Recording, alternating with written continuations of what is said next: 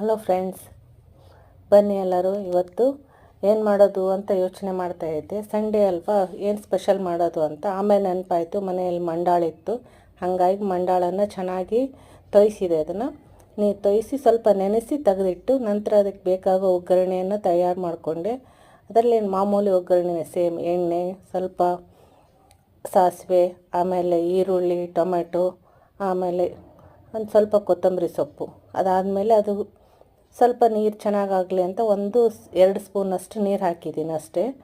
ಹುಣಸೆ ಹುಳಿ ಹಾಕೋದಾದರೆ ಈಗಲೇ ಹಾಕಿಬಿಡಬೇಕು, ಹಾಕಿ ಕುದಿಸ್ಬೇಕು. ನಾನಿವತ್ತು ಹುಣಸೆ ಹುಳಿ ಹಾಕ್ತಾಯಿಲ್ಲ. ನಾನಿವತ್ತು ಏನು ಮಾಡ್ತಾಯಿದ್ದೀನಿ, ಲಿಂಬೆ ಹುಳಿಯನ್ನು ಹಾಕ್ತಾಯಿದ್ದೀನಿ. ಅದಾದಮೇಲೆ ಈಗ ಕಲಿಸ್ತಾ ಇರೋದು ನಾನು ಕಡಲೆ ಪುಡಿ. ಇದನ್ನು ಕಲಿಸಿದ್ರೆ ಇನ್ನೂ ಚೆನ್ನಾಗಿರುತ್ತೆ. ಹಾಗೆ ಮಾಡಿದರೆ ಅದು ಹಸಿ ಹಸಿ ಥರ ಕಾಣಿಸುತ್ತೆ. ಇದ್ರ ಜೊತೆಗೆ ಏನು ಕಾಂಬಿನೇಷನ್ನು, ಮಿರ್ಚಿ. ನಮ್ಮ ಕಡೆ ಒಗ್ಗರಣೆ ಮಾಡಿದ್ಮೇಲೆ ನೆಕ್ಸ್ಟ್ ಮಿರ್ಚಿ ಇಲ್ಲ ಅಂತಂದರೆ ಒಗ್ಗರಣೆ ತಿಂದಂಗೆ ನಮಗೆ ಅನಿಸಲ್ಲ. ಇವತ್ತಿನ ಸ್ಪೆಷಲ್ ಏನಪ್ಪ ಅಂತಂದರೆ ಮಿರ್ಚಿ ಮಾಡೋದೇ ಸ್ಪೆಷಲ್. ಅದರಲ್ಲೇನು ಸ್ಪೆಷಲ್ಲು ಅಂತ ನೀವು ಕೇಳ್ಬೋದು. ಈ ರೀತಿ ಮಾಡಿರಿ. ಸ್ವಲ್ಪ ಉಪ್ಪು, ಸ್ವಲ್ಪ ಜೀರಿಗೆ, ಒಂದು ಸ್ವಲ್ಪ ಮೆಂತ್ಯ ಪುಡಿ ಅದನ್ನು ಹಾಕಿ ಅದನ್ನು ಈ ರೀತಿ ಮೆಣಸಿನ್ಕಾಯಿಯನ್ನು ಕಟ್ ಮಾಡಿ ಅದರಲ್ಲಿ ತುಂಬಿ ಮಿರ್ಚಿಯನ್ನು ಮಾಡಿರಿ. ಒಂದು ಸಲ ಮಾಡಿ ನೋಡಿರಿ ಫ್ರೆಂಡ್ಸ್, ಎಷ್ಟು ಚೆನ್ನಾಗಾಗುತ್ತೆ ಅಂತಂದರೆ.